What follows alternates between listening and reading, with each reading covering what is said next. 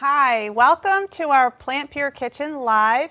I'm Kim Campbell and I'm so excited. This is our 4th episode. We started in the beginning of April. We now are done with all of our April shows and I'm excited because we have a lot of really fun, delicious dishes planned for May. Next week, my daughter Laura Campbell will be joining me for many of our episodes. We'll be making pizza, so I'm really excited about that. Today we're making bell pepper quiche. It's a beautiful dish. It is a whole food, plant-based dish with no added oils, and it's really delicious, but the best part, it's easy. So we originally, when we started to plan these shows, we wanted it to be a cook-along so you could join me.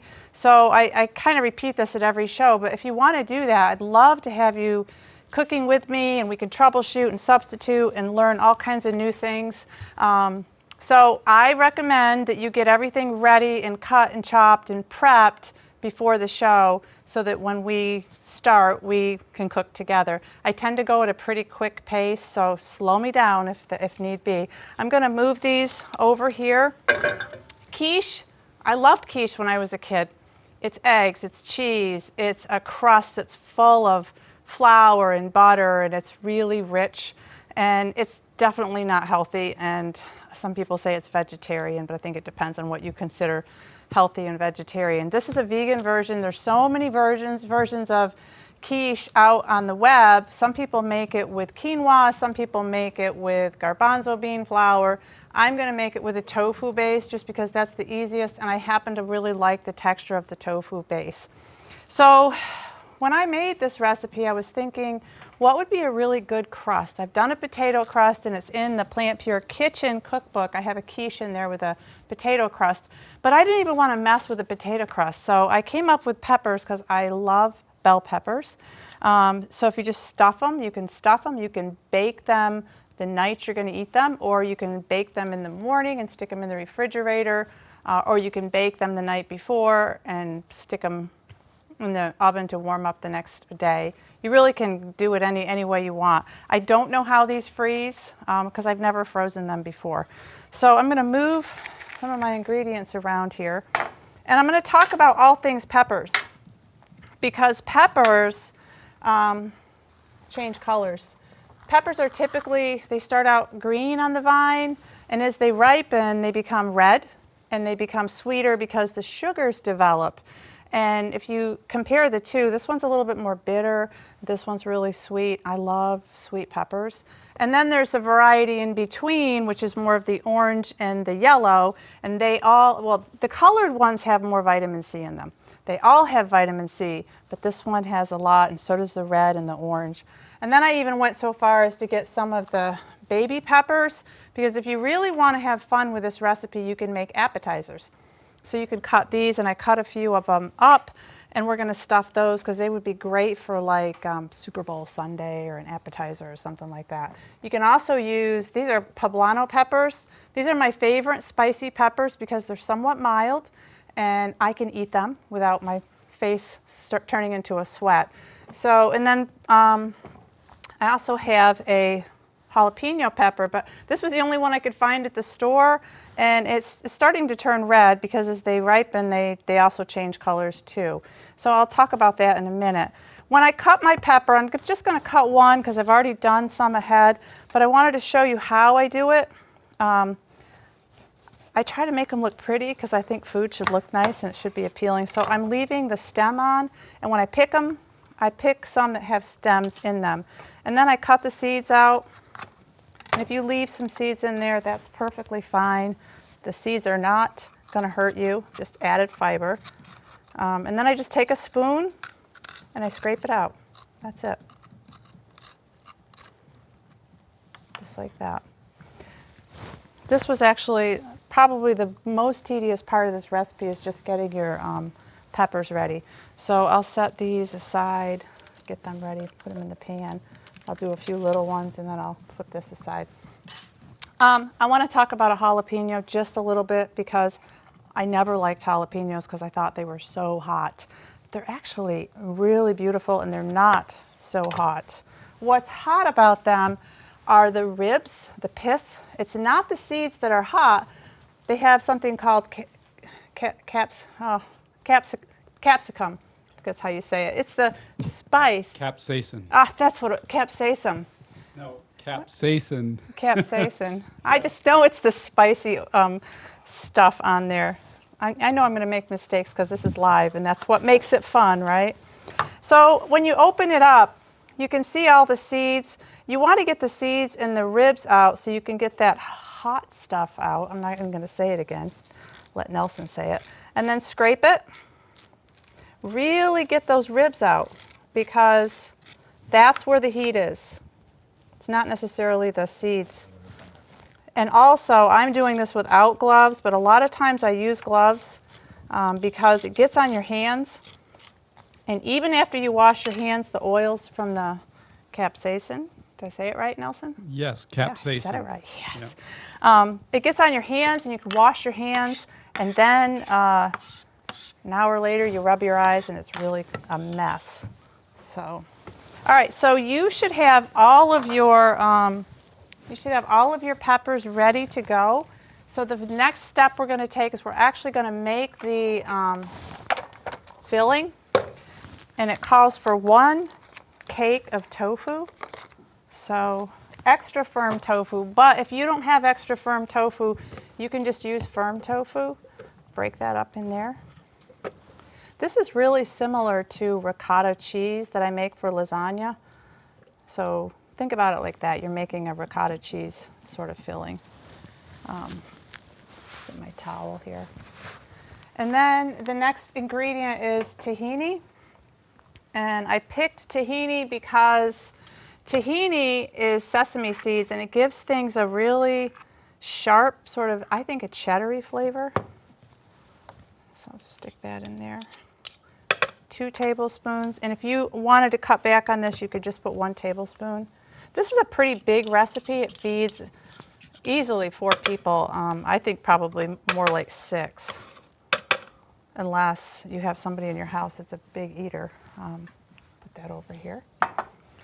And then the next ingredient is onion powder and garlic powder. 1 teaspoon of each. If you want, you could put a fresh garlic clove in there. I'm just going to go a little bit fast, but you could do that too. And then cornstarch. Here's the thing about the cornstarch. I left it out earlier today, and I don't think you really need it, especially if you're using extra firm tofu and you don't have a lot of moisture. The cornstarch holds it together a little bit, but you don't need to use it. I'm not going to use it today. If you want it firmer, you can put 2 teaspoons of cornstarch in it. And then nutritional yeast flakes, because that'll give it the cheesy kind of flavor. I keep mine in a mason jar because I buy it in bulk. About 1/3 cup. If you want to leave this out because you don't like nutritional yeast flakes, you can certainly do that too. So then salt and pepper. Put a little bit of salt and pepper in there, or not. If you don't use salt, that's fine. And then fresh herbs. I think it's so nice to use fresh versus dried, especially this time of year. And if you can't, I mean, it's expensive to buy them, but if you grow them, rosemary grows like a weed. It grows and grows and grows. You can put it on your windowsill. But this is the rosemary. I love rosemary, so I threw a little extra in there. These are what I call the poultry seasoning spices. And then this is thyme. I just took it off the branch. But I've made it with dry, and it works perfectly fine. And I think we've got everything in there. So we're going to put this in the food processor. And Hey, Kim, yeah. Vicki noted that the recipe says 2 teaspoons of onion powder. I did, 2 teaspoons. Thank you. I love onion powder. You can never have too much onion powder. Put a little bit more in there. There. Thank you. That's why I need to have my daughter on here, because she will keep me straight. Okay. I'm going to turn this on, so our tech guys will turn their volume down so we don't blow out your ears here.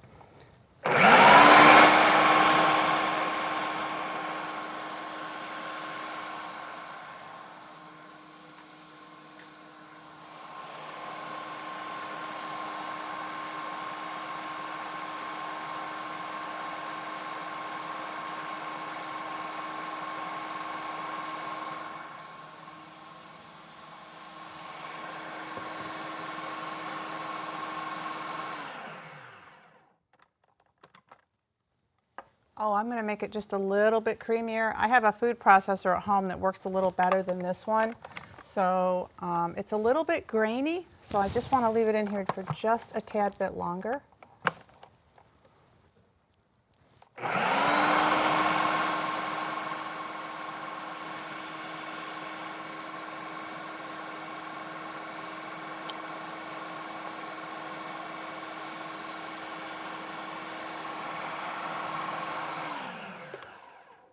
That's pretty good.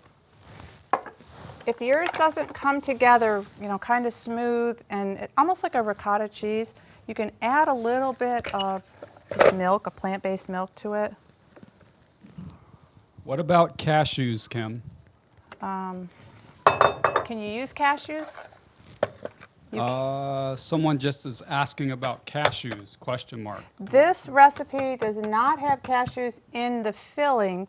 It has it in the Hollandaise sauce.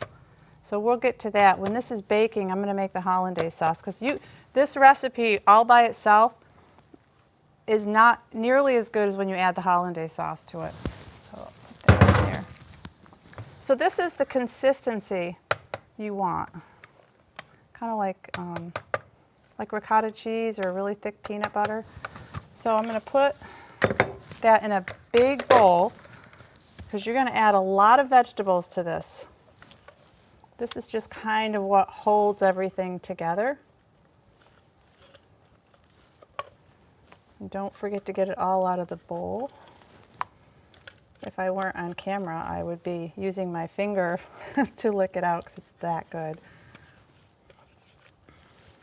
I think that's all of it.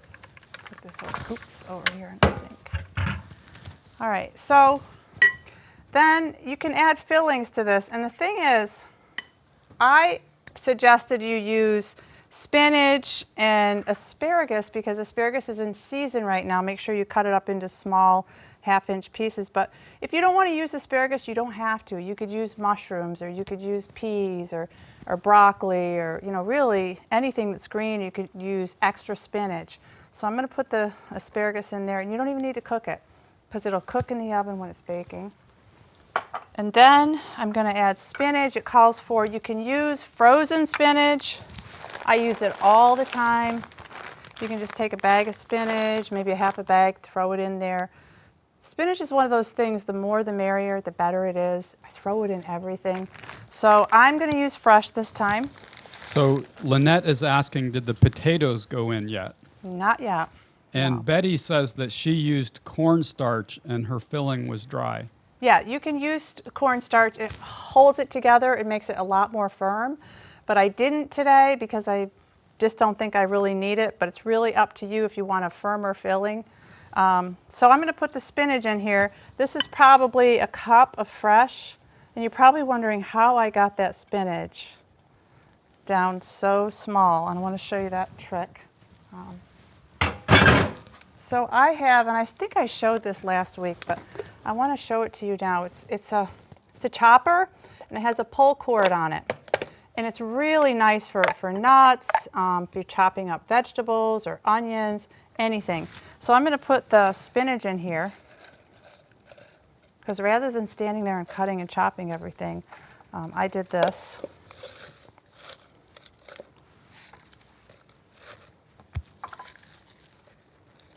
If you're using frozen spinach, you might want to thaw it a little bit. You can wring it out because it has a lot of moisture in it. The thing about adding vegetables to a quiche, I don't think you can add too many vegetables to it. So I'm going to put the top on this, and it's going to work. And then I'm just going to pull the string a few times, shake it up.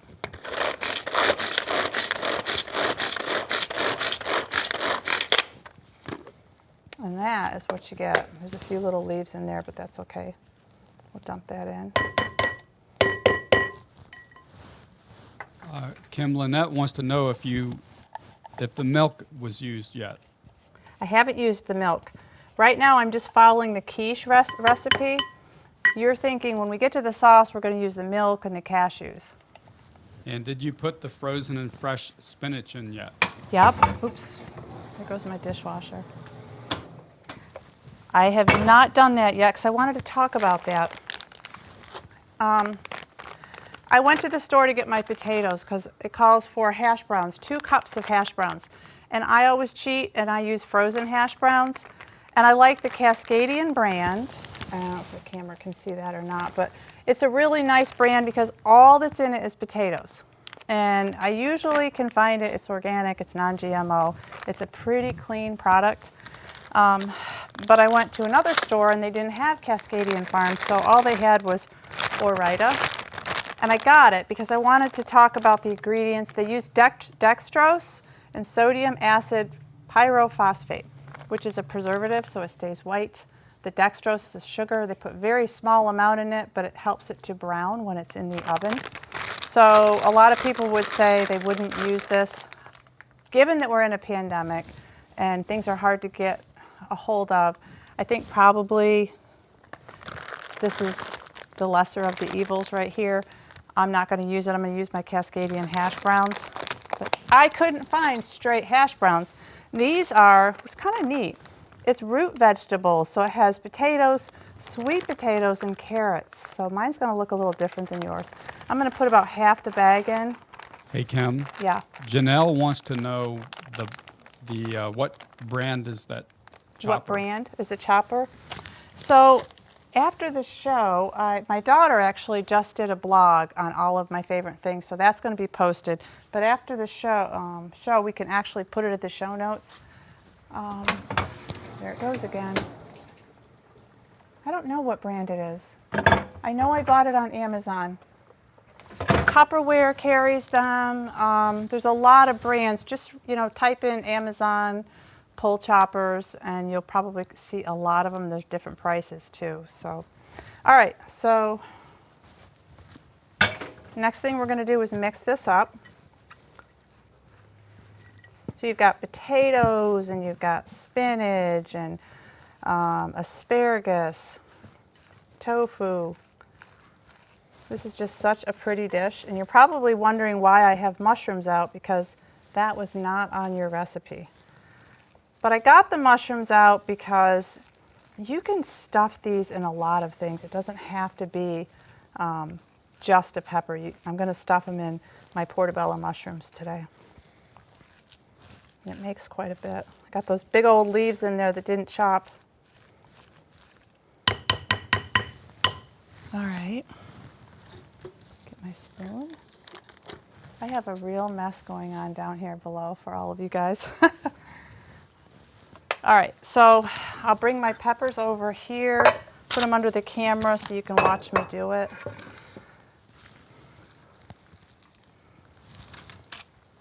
And a typical quiche, like the one in my cookbook, the PlantPure Kitchen Cookbook, is a lot wetter than this. But if you're putting these in a pepper, I don't think you want it to be real wet and goopy. You want it to be thick and cheesy. And if you have leftover, you can put it in a wrap. You could put it on top of things. You could put it in the lasagna because it's really like a ricotta. I'm not a fan of the green peppers, but I thought I'd put one in there just for color.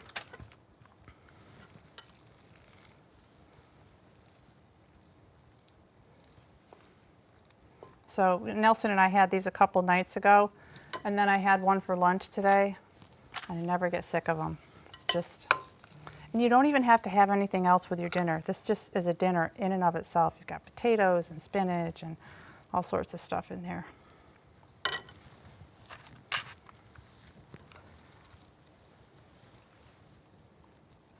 If you wanted this to have a little bit of a sausagey flavor, I know there's sausage seasonings or smoked paprika. I didn't put any smoke in it.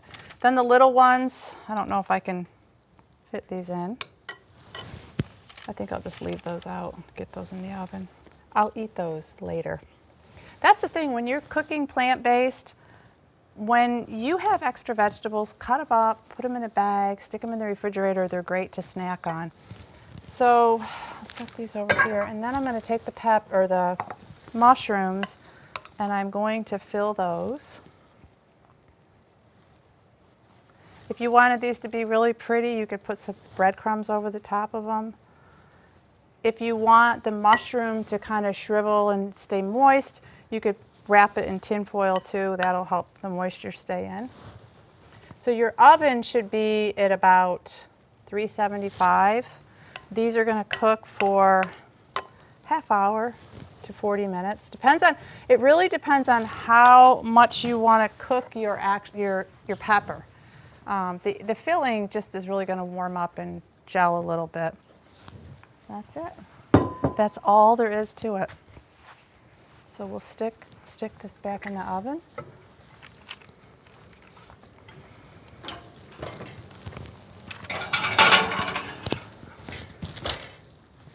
And then I'll cook these a little bit later.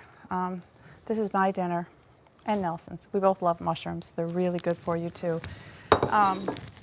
So the next thing we're going to do is I'm going to take my blender, and those of you who've been on the show know that I love my bullet, especially if I'm making a smaller sauce. I'm not making a lot. I'll bring my Vitamix, and a Vitamix is great, but this actually works really well for small batches. So we're going to go ahead and fill it with all of our Hollandaise sauce. Hollandaise sauce it's buttery, it's lemony, it's got eggs in it, I believe. It's really not, again, it's like the quiche. It's not something you want to order at a restaurant. So I tried to create something that had all of those features, aspects. Will you pull the peppers out? Move this. We're still learning here because we want you to get the best view of the food. So Kim, Yeah. Pat wants to know which stores would typically carry the Cascadian frozen potatoes. Cascadian frozen potatoes would be, I don't know what part of the country you're in, but some of your bigger grocery stores like Publix, Wegmans, definitely Whole Foods, maybe your mainstream grocery stores like Walmart. They didn't have it at my Walmart. The other thing I wanted to tell you, my sister made this recipe last week, and she said, why can't I just use boiled potatoes? She had some potatoes that she boiled up. You absolutely can. You can boil potatoes. You want to make sure they're cool, and then you can dice them, you can shred them, you can do what you want. Just do not put raw potatoes in there because it takes a long time to cook. And the raw potatoes make it taste kind of chalky, so I wouldn't recommend that. And Sherry had an interesting point. She prepared the tofu filling ahead of time and used extra firm tofu and cornstarch, and found it to be a little thick. And so next time with the extra firm tofu, she'll pass on using the cornstarch. Yes, exactly. That's why I passed on the cornstarch. It really depends. The reason I think I originally put that in there, it depends on the vegetables you put in there. If there's a lot of moisture in the vegetables, if your tofu is a little less firm, if you feel like it's a really sloppy mixture, you can tighten it up with cornstarch. But if you feel like it's really thick, like what I had, you don't really need the cornstarch at all. So this recipe calls for a half a cup of cashews, and I use raw cashews with no salt or anything on them. You want to keep them simple. 3/4 of a cup of non-dairy milk. This is what we use. I love the West Soy because it only has 2 ingredients in it. So 3/4 of a cup. This recipe makes about a cup. Nelson said it wasn't big enough though because he loves sauce on things, so he wanted me to double the batch. So if you're big on sauce and you want to have extra, you could certainly double this recipe. And then 2 teaspoons of lemon juice. I'm going to use fresh lemons for this. About a half a lemon is about 2 tablespoons. I said teaspoons, I meant to say tablespoons. You really want to get this lemony flavor because it won't taste like Hollandaise sauce if you don't. It's hot up here, all the lights are shining and I'm sweating, so I apologize for that. So I'll put the lemon juice in here. And I'm just going to put just a touch more in because my lemons are not, that's it. Put 2 tablespoons of lemon juice, a couple of garlic cloves, and mustard, dried mustard powder. And who would have guessed I went to the store and I could not find ground mustard, so I had to get this at the natural food store. Half a teaspoon, not too much because it's got a good bite to it.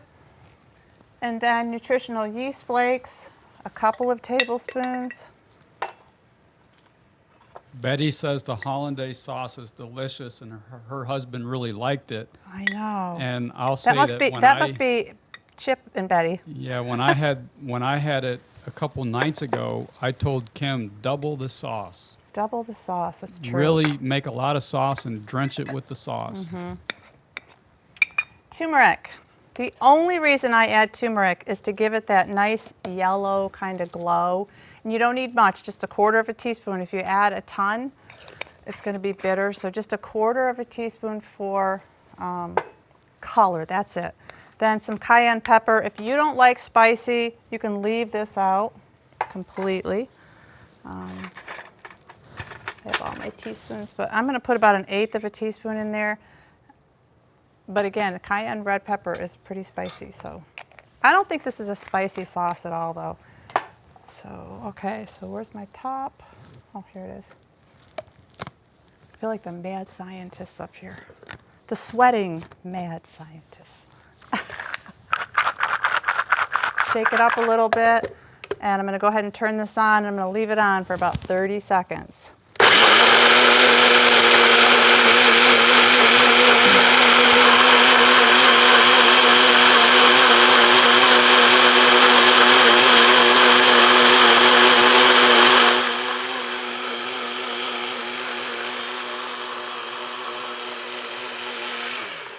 If you have a Vitamix, you probably don't even need to leave it on that long.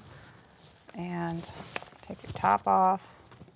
This is such an amazing sauce. You know, Kim, a lot of the food that you make, there are components that you can take out of the recipe and use in a lot of other applications, like that sauce. You could use that sauce on a lot of different things, couldn't you? You could put this sauce on top. Oh, it's really good. I didn't put any salt in it. That's the one thing I did. I'm going to put just a touch in because I think it's a little bland. You could put this in anything. Trying to find a spoon. You could put it on potatoes. You could put it on pasta. I would put it on potatoes with some steamed broccoli and hollandaise sauce. Yum. Try it now. That'd be great on baked potatoes. Yeah, it's really good. So you should have your dinner. Whew, it's a little spicy. You should have your dinner in the oven, and it should be ready in about a half an hour. I pulled my dinner out, so this is what I made. If you want it to get a little bit brown on top, you can just turn the broiler on the last 5 minutes and get that flavor. I'm going to try it with a little bit of hollandaise sauce on it.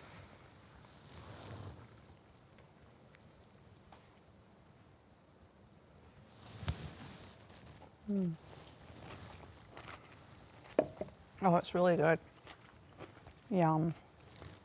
That is so good. I can't wait for dinner tonight. So next week we're going to have a pizza party.